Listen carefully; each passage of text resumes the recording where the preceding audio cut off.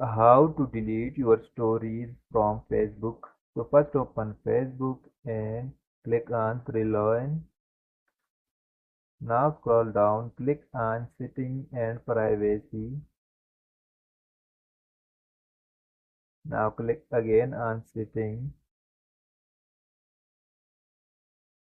After that, scroll down.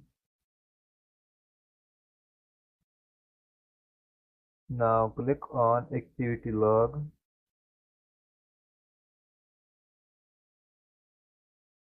Now scroll down, click on view activity history. Tap on filter. Click on categories. Now tap on your post.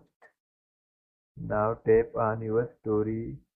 Here you will see all your stories. So click on this option and tap on clear all. Thanks for watching.